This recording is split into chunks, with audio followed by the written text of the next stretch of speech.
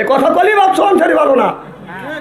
এক সময় ওই তিনজনের একজন আর একজন গেছিল কি জানি জিহাদি, আলাউদ্দিন জিহাদি, উনি এর আগে ওয়াজ করছিল আপনার বঙ্গবন্ধু শেখ মুজিবুর সাহেব হলো বড় পীর আব্দুল কাদের জিলানী রহমতুল্লাহ আল্লাহর বংশধর। দালাল দেখছি এইরকম দালাল দেখিনি। কথা বল না, বাবা কম করে মানে দালালি কম করে করি। কিভাবে কয় বঙ্গবন্ধু বিলে হনকার দম্বা, এত তেল মারা মারছে, আবার তেল মারছে। বঙ্গবন্ধুর কন্যা আছে দেখে দেশে কোরআনের কথা বলে শান্তি পাইতেছেন।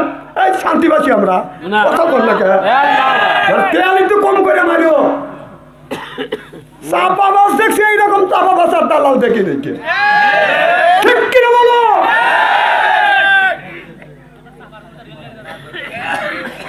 আবার এখন তেল মারতেছে বিএনপির দিকে। একদিন উনি ভালো আছিল, এখন হে খারাপ, এখন এই ভালো। এই তেল মারা বাদ দাও, সে আয়াত তো আমি আগেই তেলাওয়াত করে আপনাদের ব্যাখ্যা করে বুঝো দিছি।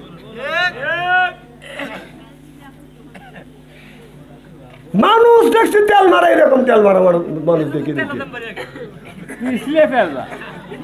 তেলের দামও ঠিক আছে, আগে যা করে থুয়ে গেছিল তাই আছে, আরো তেলের দাম কমবে।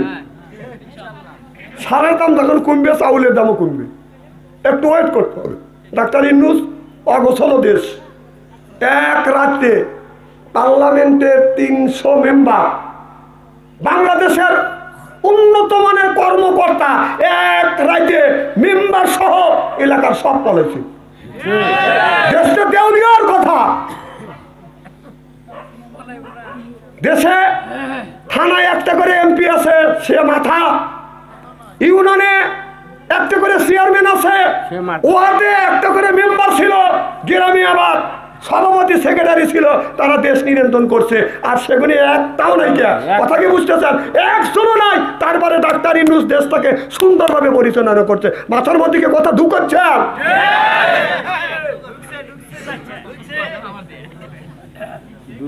কেলায়ও না।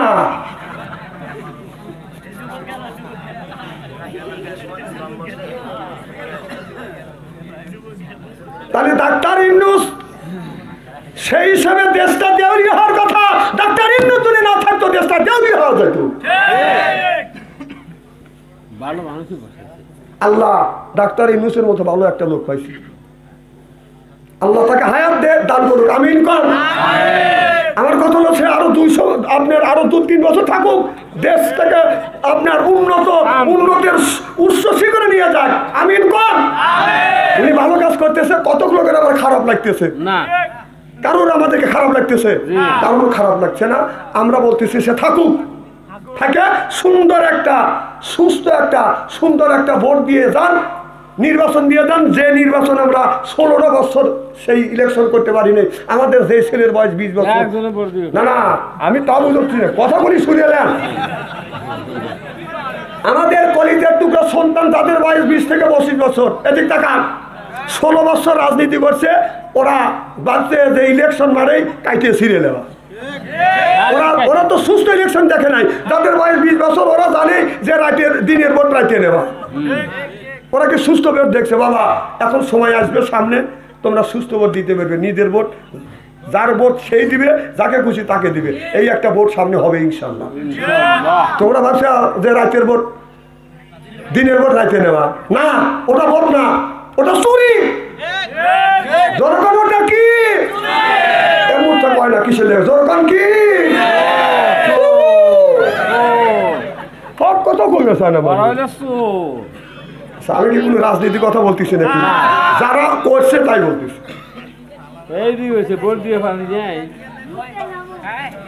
শোনেন, যারা এই ধরনের কাজ করছেন, ডাক্তার ইউনূস যতদিন আছে এত দোয়া ইউনূস পড়তে থাকো। যদি ইটের তেল দিয়ে থাকো, পাথরের তেল খাওয়া লাগবে। খালি দোয়া ইউনূস পড়ো।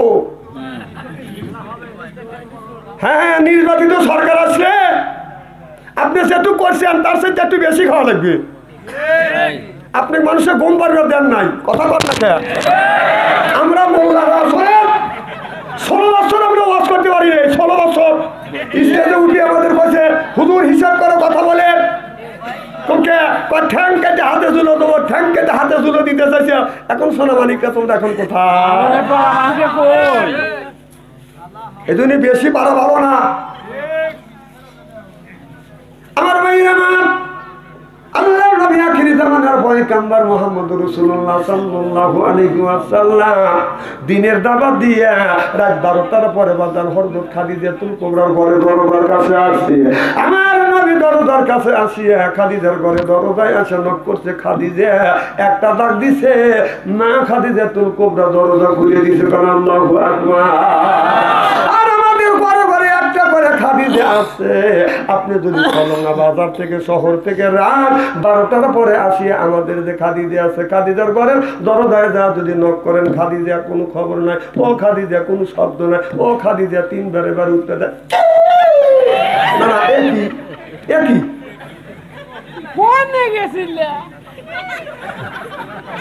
না না, কথা কেন অবস্থা বলতেছি।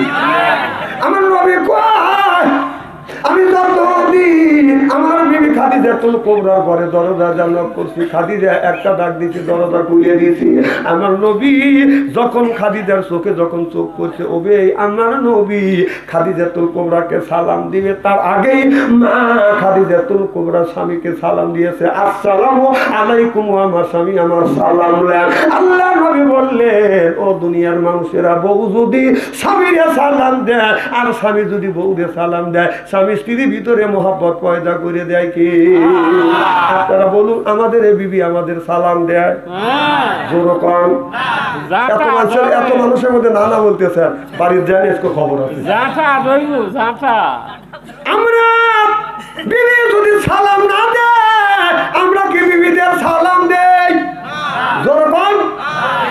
जैसे के तैसे मिले रास के मिले रानी बुक के बुहते नहीं मिले खापशाते खापशे नहीं रे खापशाते खापशे नहीं जोर कौन ठीक की नहीं बोला क्या बीबी जमान আমরা আজকে আখিরি মোনাজাত করি বাড়িতে যা বিবিকে সালাম দেবো বলেন ইনশাআল্লাহ। বাড়িতে যা সালাম দিবেন আর বলবেন আসসালামু আলাইকুম, ও আমার বিবি আমার সালাম দাও। যা দেখবেন বউ লাখে কাপড়লে হাসের মধ্যে ঢং করা জায়গা পাচ্ছে না।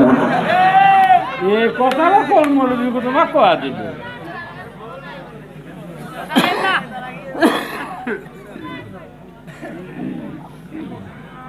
আমার ভাইরা আমার বলবো, মা স্বামীকে দেখলে সালাম দিবেন, আর যারা স্বামী হয়েছে বিবিকে দেখলে সালাম দিবেন আসসালামু আলাইকুম। এরপরে সালাম দেওয়ার পরে বলবেন আই লাভ ইউ। হ্যাঁ হ্যাঁ, বউকে আই লাভ ইউ বলবেন যে আমি তোমার ভালোবাসি। তা না বিবিকে আই লাভ ইউ না দিয়ে রাস্তা দিয়ে একটা মেয়ে ওই জায়গায় লাভ ইউ করা জায়গা। আর লাভ ইউ যদি করতে হয় বোর কাছে তার লাভ ইউ কম। আমাদের দেশে যুবক যুবতীরা শতকরা 90% যুবক আর যুবতী প্রেমের মধ্যে রিলেশনে ব্যস্ত আছে। আর হিসাব করে দেখছি বাংলাদেশের বিবাহিত ছেলে আর বিবাহিত মেয়ে শতকরা 40% যুবক বিবাহিত মেয়ে আর বিবাহিত ছেলে পরকীয়া প্রেমে আছে। না তুমি বহুত পরকীয়া প্রেম করবে কে? আর কিছু মেয়ে আছে নিজের স্বামী তুই হে আবার পরকীয়া প্রেম করতেছে, 2 ছেলে 3 ছেলে রেখে এক যুবকের হাত ধরে চলে যাচ্ছে। আর যুবকেরা পুরুষ হয়ে এত খারাপ, ও নিজে ও পরের গাড়ি চালাতে আরাম লাগে বেশি। না না, পরের গাড়ি চালাবে যায় না তুমি।